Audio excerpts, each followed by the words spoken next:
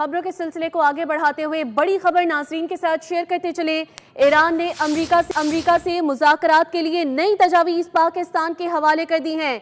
Iran ने गुज़िश्ता रोज़ मुसव्वदा पाकिस्तान के हवाले किया। ईरानी सरकारी मीडिया ने इस बात की तस्दीक कर दी है। बहुत बड़ी खबर है ये जो कि नाज़रीन को दे रहे हैं कि ईरान ने अमरीका से मुज़ाकरात के लिए नई तजावीज़ पाकिस्तान के हवाले कर दी हैं। इसी पर बात करने के लिए सीनियर तज्ज़ियाकार एहतशामुल हक साहब हमें ज्वाइन कर चुके हैं। एहतशाम साहब, बहुत बड़ी खबर सामने आ रही है, क्या कहेंगे इस डेवलपमेंट के हवाले से? देखिए जी, बहुत बड़ी डेवलपमेंट है। पाकिस्तान को इसका इंतजार था, अमेरिका को इंतजार था, नेटो का, जीसीसी ममालिक का इंतजार था कि अमेरिकन प्रपोजल गई हैं, उसका जवाब नहीं आ रहा। और खबरें ये आ रही थी कि शायद सुप्रीम लीडर मुश्तबा खमनाई साहब, जो कहते हैं लिटिल अनवेल, वो बिल्कुल खामोश थे। अब उनका स्टेटमेंट पहली दफ़ा आपने देखा कि इतने दिनों के बाद आया जिसमें उन्होंने अपनी बात की, लेकिन साथ ही ये भी अब आ गया कि जी वो काउंटर प्रपोजल उन्होंने पाकिस्तान को दे दिए। देखिए, पाकिस्तान यही चाहता था कि ये चैनल ऑफ कम्युनिकेशन बंद नहीं होना चाहिए। एक तरफ प्रेसिडेंट ट्रंप खुद कहते हैं कि हमारी बातचीत फोन पे हो रही है, इंटरनेट बातचीत हो रही है। दूसरी तरफ ये था कि जी ईरानी जो है ना, जिनके ऊपर ज़्यादा लोग कह रहे हैं कि बोझ उन पे है, उनको चाहिए था कि ये खतरात मोल ना लें कि ट्रंप दोबारा हमला करे, ये इस तरफ आ जाए।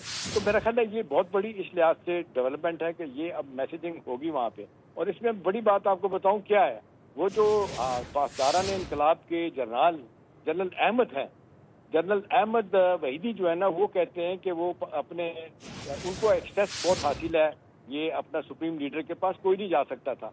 और यही सब लोग, पाकिस्तान का भी मेरी तला यही है कि उन्हीं के साथ राब्ते था कि किसी तरीके से भी पैगाम खमेनाई तक जाए और वहाँ से वो गो एड लेके इधर आए।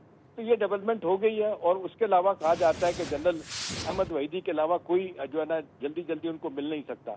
तो वहाँ से ये काउंटर प्रपोजल का आ जाना, ये अमेरिका चले जाना, ये बड़ा वाज़ेह तौर पे बात वाज़ेह कर रहा है कि दे मीन बिजनेस, वो बातचीत करेंगे। अगरचे आज 60 दिन पूरे हो गए हैं और अमेरिका के लिए बड़ी मुश्किल है कि ऑथराइजेशन कांग्रेस के लिए बगैर कहा जाता था, अब प्रेसिडेंट ट्रंप के लिए बड़ी मुश्किल हो जाएगी जंग को जारी रखना।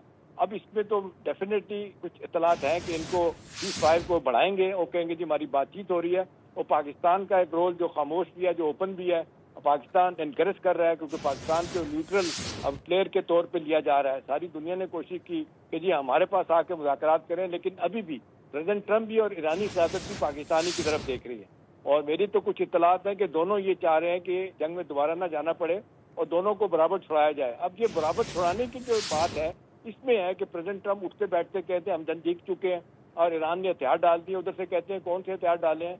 अभी तो यही मसला है ना कि कोई डिसाइसिव विक्ट्री किसी मुल्क की नहीं हुई, नतीजतन सूरत हाल जो है खराब हुई। अच्छी बात है, ये प्रपोजल आ गई, प्रपोजल जाएंगे, आगे जाएंगे, इसका जवाब आएगा। और इस दौरान बहुत सारी कहा जा रहा है कि जो मुश्किलात प्रेसिडेंट ट्रंप के लिए हो गई हैं। देखे ना, एक तो ये 60 दिन का वो वक्त खत्म हो रहा है कि बगैर किसी अथॉरिटी के उन्होंने कांग्रेस की ऑथराइजेशन के हमला किया।